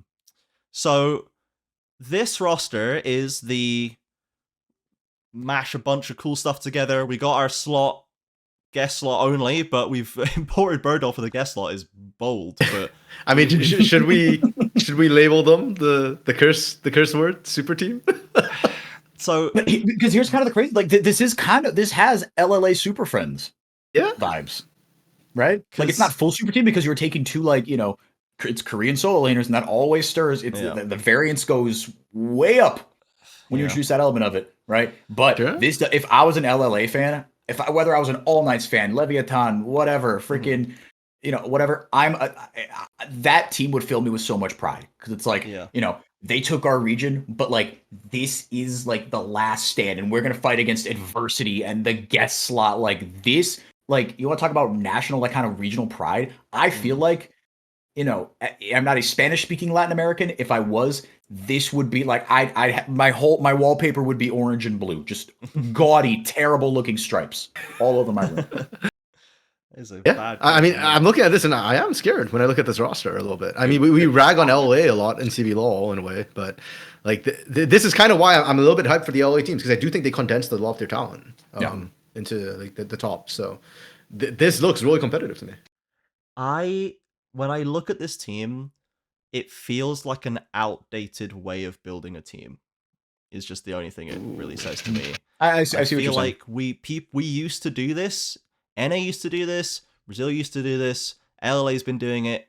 Everyone in the Americas has been doing it, right? Of just, we found a couple of Koreans on the import market and we've secured them. Who else is there? And you just get like, you find individual elements to slap together around them. And I worry that this team is going to rely a lot on Jose Diodo performing really, really well. Because as solid and as successful as Snaker and Ackerman have been in their region, I do think that our bot lanes are stacked all the way up to the top. And I just don't know if they're going to make a dent in them. They might end up doing fine, but I don't know if they're going to make a dent.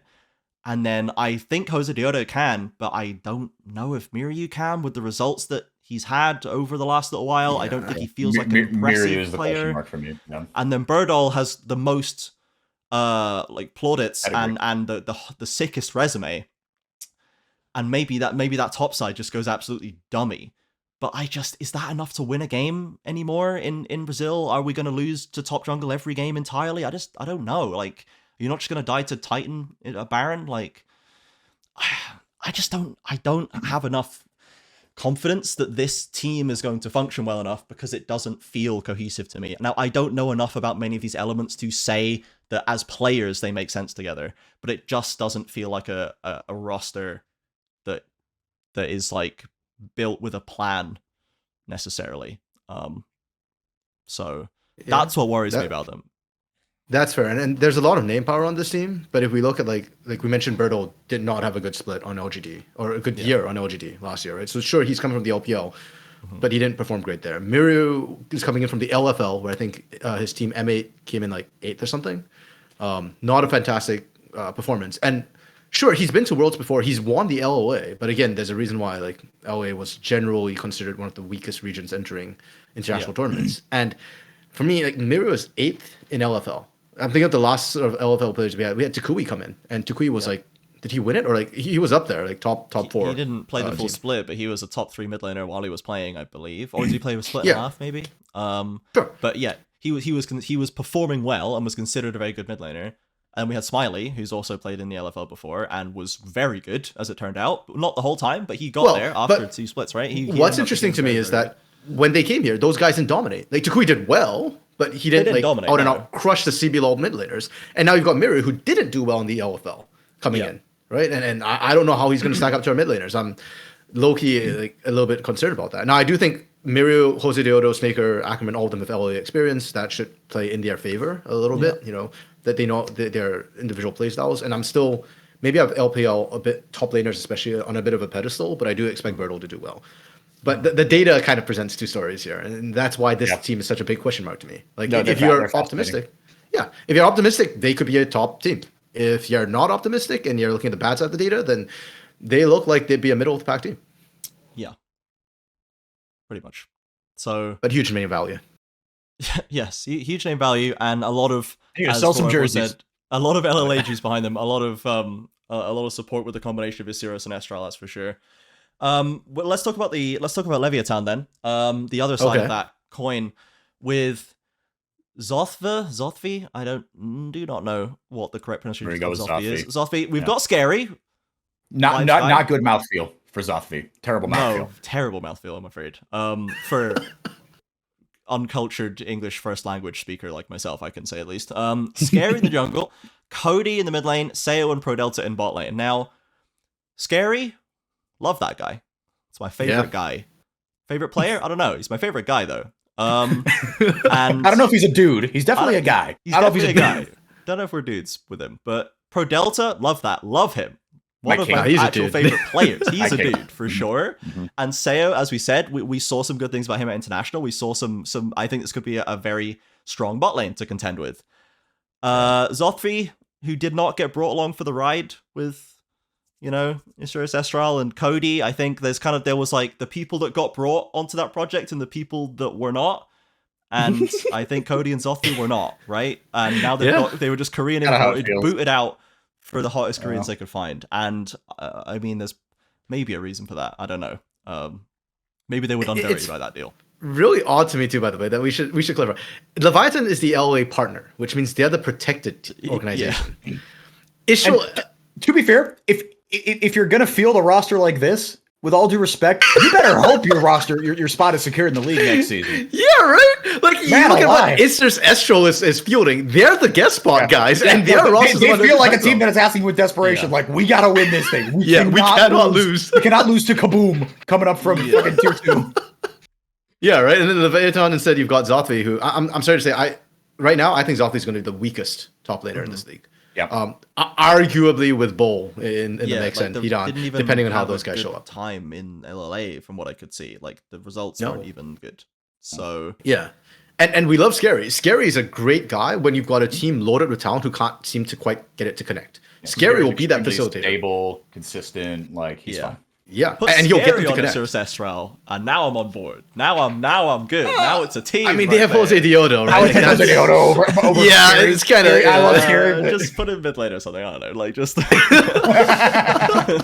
Zyra was a mid laner back in the day. Come on. It's all good. You know what I mean. But like with Cody, Sayo, and Zothvi, like I'm not convinced that mechanical prowess is going to be sufficient. That having Scary as the facilitator is what you need here, compared to like a more mechanical jungler or somebody who can kind of play the hands with them.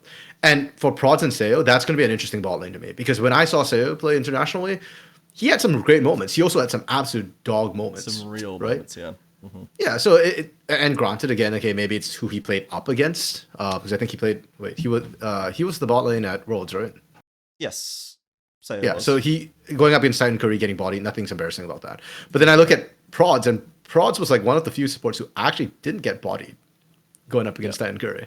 And it's like, okay, that bot lane is going to be interesting to me, because Pro Delta has traditionally been the learner in a lot of his pairings here in Tier 1 so far, right? He got paired with B-Voy, who we saw in the pain behind the scenes that Prods was getting absolutely like railed by B-Voy in the first couple of weeks, and took him a while to get caught up to that level. With Smalley was the veteran as well, teaching him how to play that.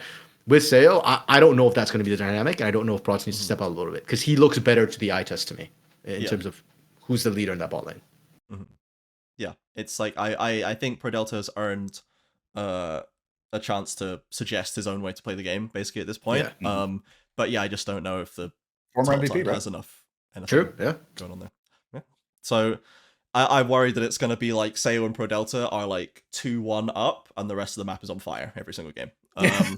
So we'll see. It does feel like on paper, probably, well, maybe not necessarily because roster. We'll talk about Fluxo / W7M / whatever in a moment. But like, this looks like a roster that is expected to struggle, I think, especially against our established teams.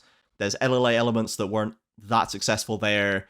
And again, it's there's some different things being put together. Scary's, not necessarily had the most success individually. Like, he's got value as a player, that's indisputable, but I don't know if it's enough to energize this formula enough to break into that elusive top 4. So we'll see how Leviatán does, but not super hopeful. Yep. Let's Question. Oh yes, okay. question. Can I go to the bathroom? Let's take a quick break here, and I need to pee shut this out so badly. I'll edit this out, or maybe I'll keep this bit in, but I won't. I'm going to piss myself. I'll be right back. So, so to jump back in to Fluxo doubles W7M, because we talked about Leviatán, let's talk about the other. This is a roster again that this one doesn't have as much big name value, but it does have some very interesting elements here. Hidan, Sting, Fu, Marvin, and Giggs. Now, I have let Giggs carry the rookie label just a little further. As far as I could tell, has only played 6 games in Division 1. And out of an 18-game season, I think we can give him another shot, and that was on a truly heinous Kaboom roster that was just never destined for success. So let's give him another chance at this one. And you've already mentioned Marvin and Giggs as a very impressive pairing that we saw recently. Yeah, I mean, I've got to support this team. This is basically Pain Gaming Academy. By the way, like I feel really, really bad for Quats, the mid laner for Pain Gaming Academy, because he's the only Pain Gaming player who didn't get picked up by a Tier 1 team. Right, you got Tatu picked up by FURIA, Hidan, Marvin, Giggs, all picked up by W7M. The coach, BP, is actually the coach from Pain Gaming Academy as well. Yeah. So this is the Pain Gaming Academy roster. Now, I feel, I said this about rookies a lot in CBLOL. I kind of hate how a lot of them get just chucked into the deep end in Tier 1. And I'm feeling the same way with this W7M Fluxo roster. Fluxo is like 1 foot out the door right now. And it feels like they just kind of grabbed, I'm going to call them cheaper players, but less established players. Players where I think, like, who's just available. And I think they did the best. It's not the worst thing they could have done, right? I think Hidan has been in CBLOL before. We've seen him before in Tier 1. He's good. Marvin Giggs, famously. At times, yeah. Very famously. Fu, as a mid laner, has proven himself, right, on that Fluxo roster, the only person who kind of stayed. And I feel like if you're going to go with a fresh roster like this, they're probably going to get wiped. I'm sorry. Like, they're really good in Tier 2, but... yeah, and if you're going to do that, you either go with like a super veteran player to kind of stabilize everything and teach him how to play the game, or you go with Drake Hero. like Shinny. Yeah, you go Shinny route. Yeah, Shinny was plan A. Yeah, I was going to say, yeah, Fluxo tried Shinny, didn't get him, went for Sting, didn't get him, went for, I can't remember who the other jungler they went for. Drake Hero was not their first. I mean, like... yeah, they tried everybody. And I'm actually kind of happy they got Drake Hero, because to me, this is going to be FURIA Light. right? Like a very young roster, less experienced, very volatile roster. Again, a roster I don't expect to see sit back and have nothing happen. Hedan dominated his lane in Academy and was playing very aggressively. Marvin and Giggs crushed their lanes in Academy. They were like the Titan Curry, literally, because Titan was helping coach them of Academy, and they crushed their opposition in laning. They're not going to sit back. And Drake Hero has no chill. We've seen this guy on Liberty. When the rest of the team's dying, he's still going ham. He's still going in your jungle trying to steal away camp. So I absolutely adore the potential of this team, and I think they're going to make FURIA one extreme or the other. Sad to say, I think because it's a first split for quite a few of these players, or for Marvin Giggs, the bot lane specifically, and they're a bit younger, it's probably going to be on the worst end of the spectrum, but it should be fun at least, watching them while they get there. I think it's they need to just play for themselves, play to be as impressive as possible, and get picked up by somebody else. To be honest, I think or at least because it's just Fluxo doing the same thing that Kaboom was doing, where you just invest 1 year and then you budget the next year, and you invest the next year and you budget the next year, and we're just back in a budget year for Fluxo. And as you say, now they're so budget, they're 1 foot out the door, and they're just gonna budget all the way home, basically.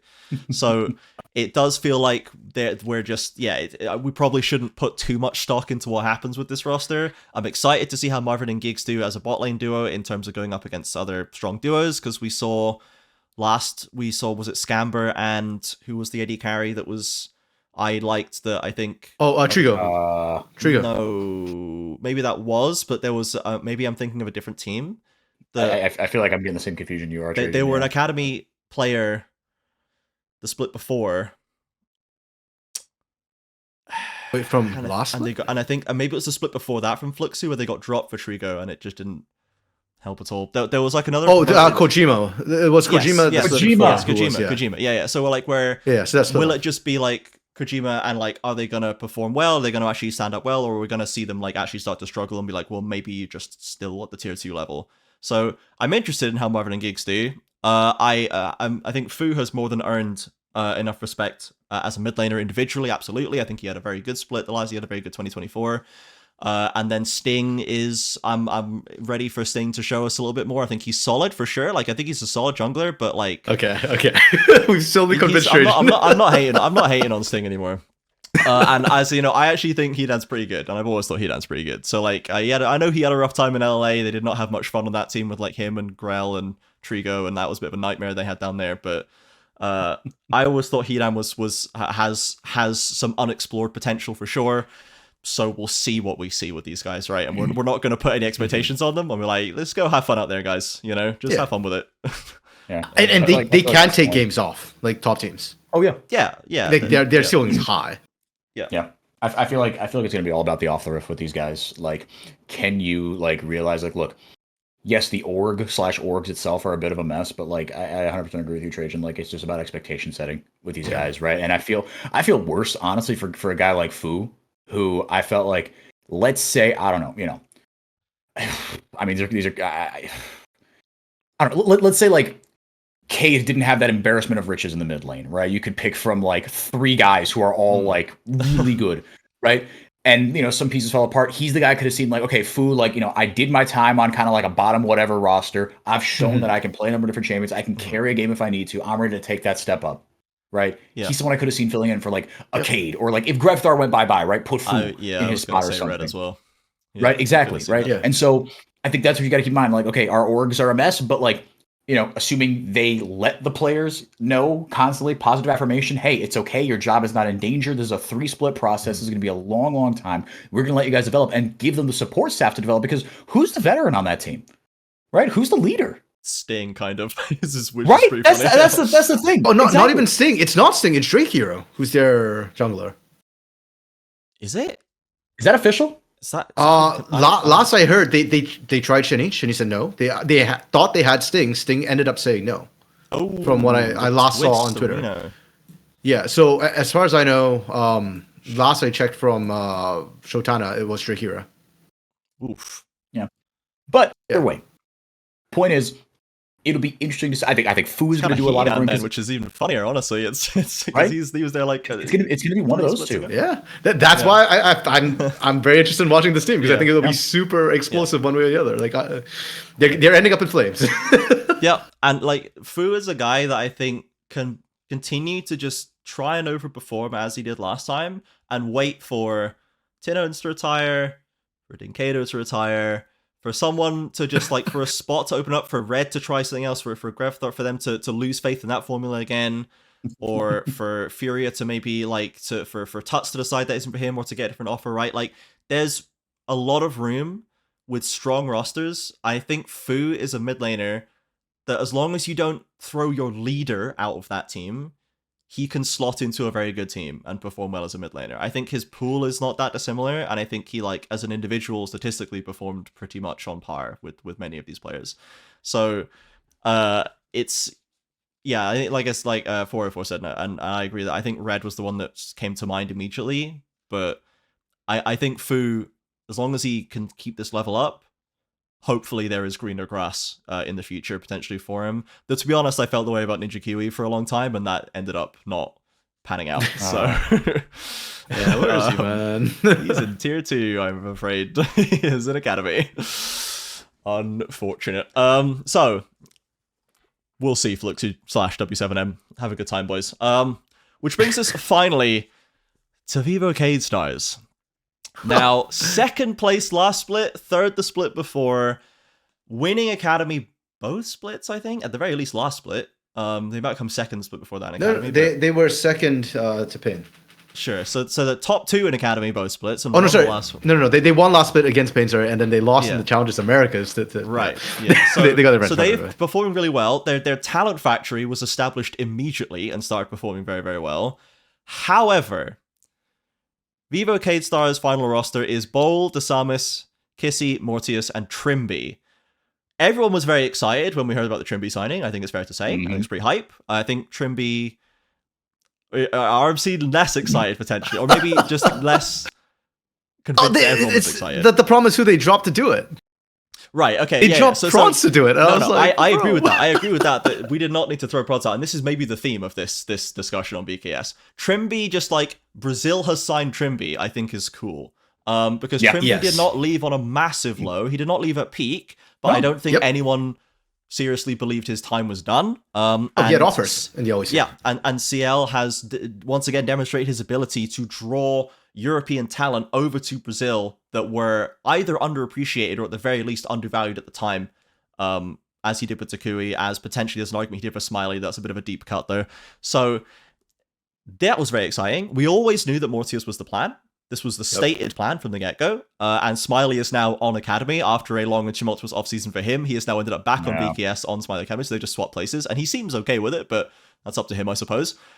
Kissy in mid lane was performing well in Academy, and Maleko had started to soften a little bit. I think it's fair to say he came in very, very hot when they brought him in out of necessity, but he just wasn't necessarily cutting the mustard at the end.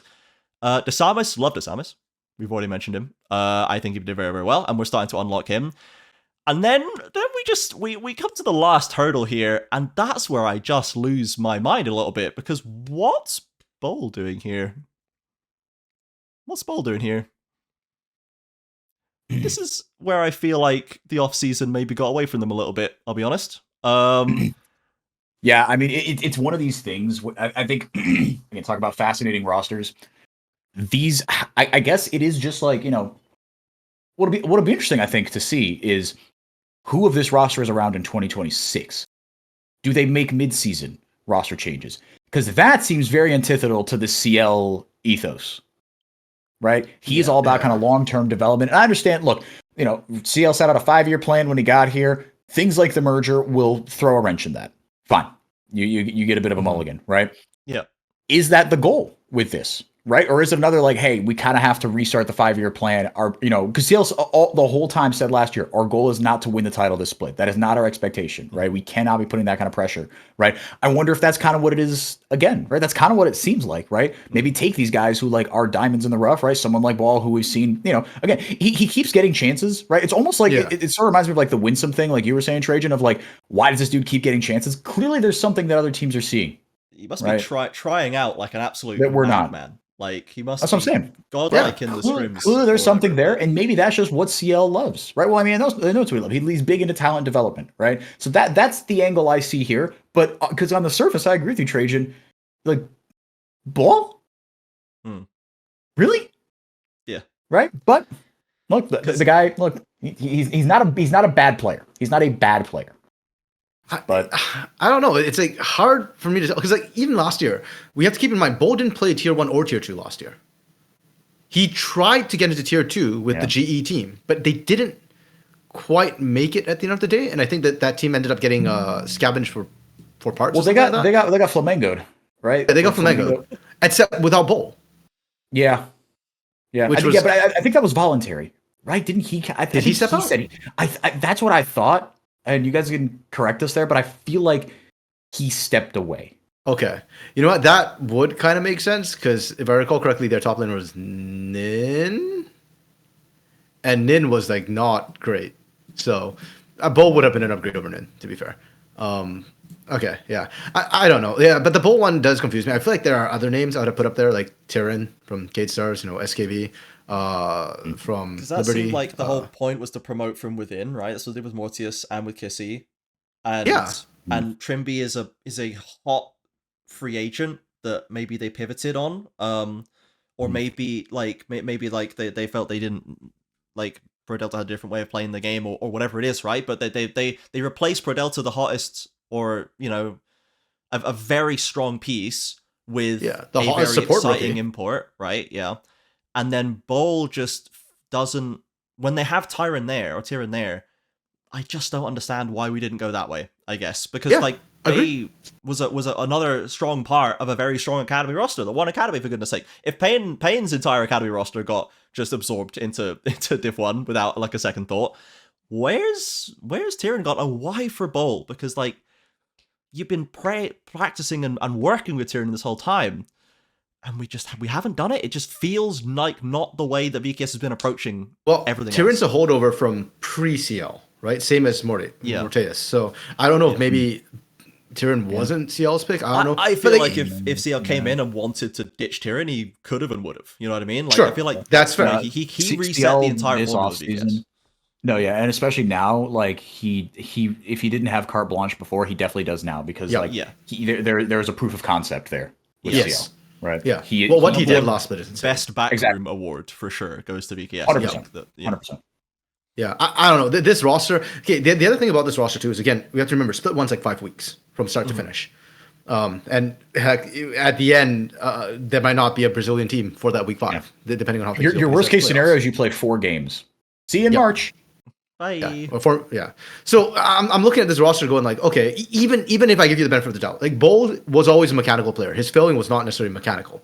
And CL has worked miracles. Like he's earned so much credit last year that even though my gut instinct is like, the hell Bull, but like you've earned enough credit that I'm going like, okay, maybe we can make Bull. You got to give him the benefit of the doubt. Yep. And Kissy's really, really good. Mortius is good. I don't know if he's CB LOL ready yet.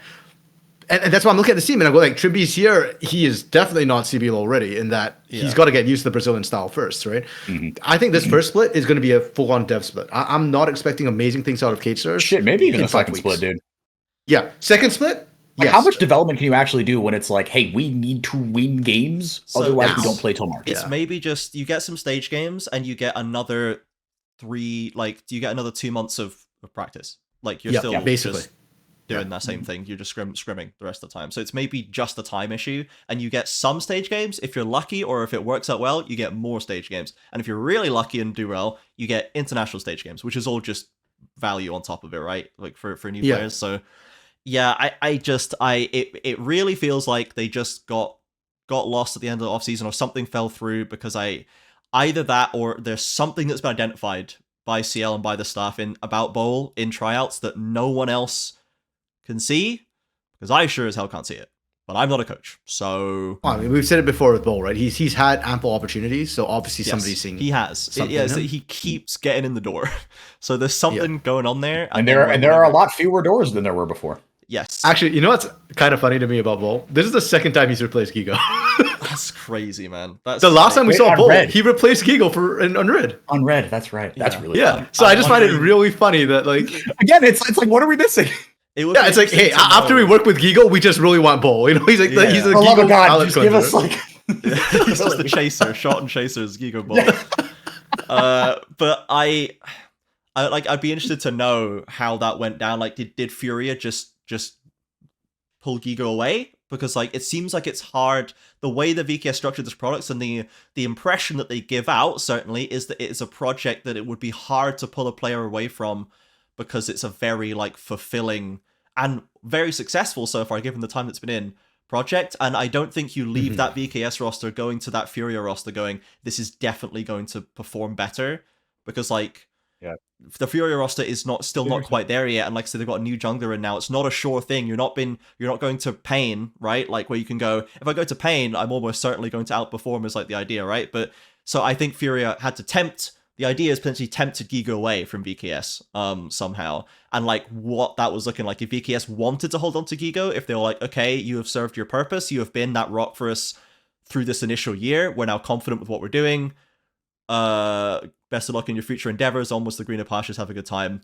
Where's Bowl? So it's hard to see what the dynamic's going to be. And this roster ends up with Bang and jungle support, and Bang and mid laner, potentially Bang and AD carry, but we'll hold off on the banging for now. Like maybe just like solid AD carry, and then top laner is, I don't know, maybe. Well, I hope they've got an idea, because I don't. Yeah, I hope it's a carry meta for top lane, because that's what Bull always looks good best on. every game. Yeah. Oh, it's fearless. Oh no, now we can't. Well, we'll see how many carries have been played. Yeah, I just caught up with. If we hope it's a carry bear, we're gonna have to hope they entirely paradigm shift the game before they start, because this is like the tankiest tank meta of all tank metas for like 5 years or something. So. Let's hope Bowls Gragas is looking a little better. Or maybe he's actually got like sick tanks that no one ever let him play. Who knows?